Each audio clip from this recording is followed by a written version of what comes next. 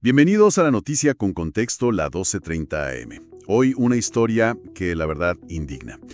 Cómo Colombia, que llegó a ser pionero mundial en la vacuna contra la fiebre amarilla, hoy depende totalmente del exterior. Y encima enfrenta el peor brote en décadas. ¿Cómo?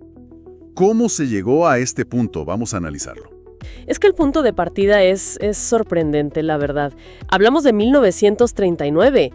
Colombia se convierte en el tercer país del mundo en fabricar esta vacuna, la de la fiebre amarilla, la cepa 17B, que, ojo, sigue siendo la base de la vacuna actual, ¿eh? Y esto fue gracias a una colaboración con la Fundación Rockefeller, un verdadero liderazgo regional. Un liderazgo y una capacidad real. O sea, no era solo teoría. El Instituto Nacional de Salud, el INS, no solo producía para Colombia, exportaba.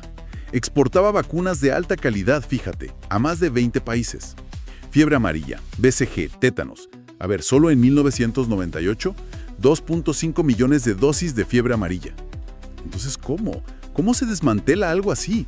Es que suena increíble. Pues fue una combinación de factores, digamos, que confluyeron ahí a finales de los 90. Por un lado, lo técnico, ¿no?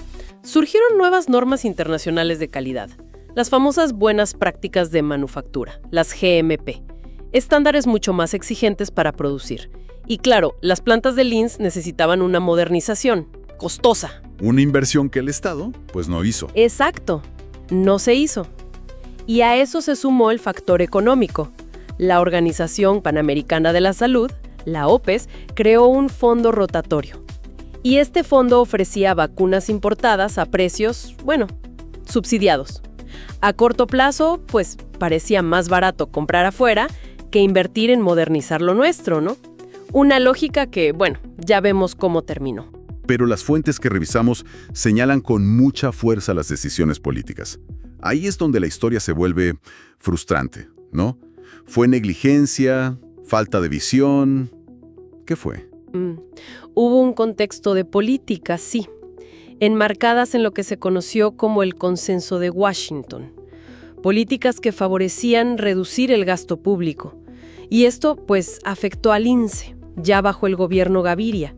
Luego, los gobiernos de Samper y sobre todo el de Andrés Pastrana, entre el 98 y 2002, optaron decididamente por importar. La administración Pastrana, congeló las inversiones que se necesitaban, retiró apoyo al INSE y, finalmente clausuró la planta de producción. El último lote colombiano de vacuna contra fiebre amarilla salió por allá en 2001-2002. Y se perdieron oportunidades. Hubo chances de evitar esto. Sí, cruciales además.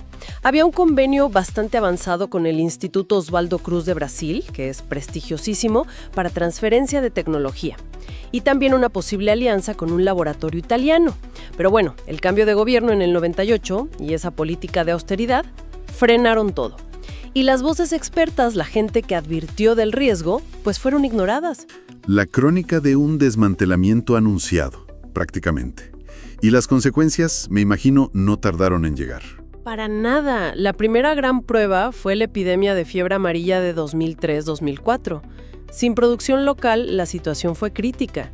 Hubo escasez de vacunas, incluso disturbios en centros de salud, Se tuvo que importar de emergencia desde Brasil con todos los retrasos que eso implica.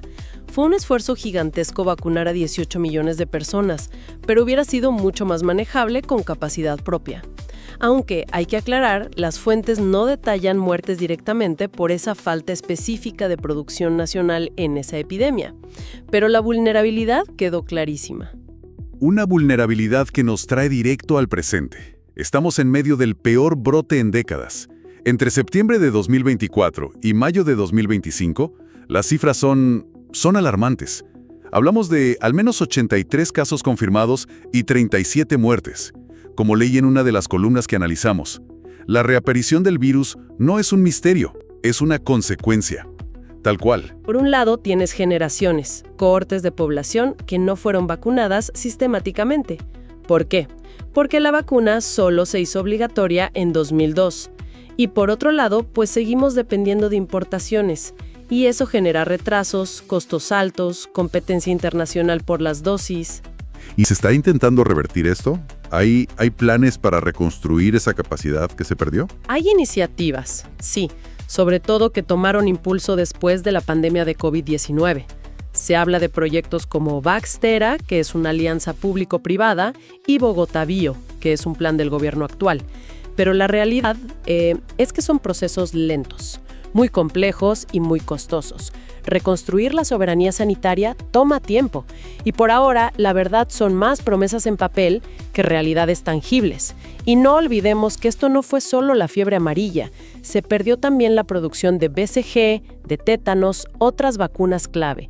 Refleja un problema más amplio, ¿no? Una dependencia científica y sanitaria generalizada.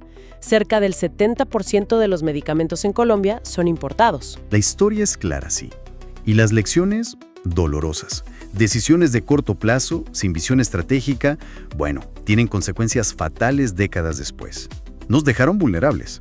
La pregunta que queda resonando es, ¿cuántas crisis más tienen que ocurrir para que la soberanía sanitaria deje de ser un discurso, una promesa, y se convierta en una prioridad real e irreversible para Colombia? Los leemos en comentarios. Gracias por compartir y dar like. Subimos videos todos los días con contexto. Hasta la próxima.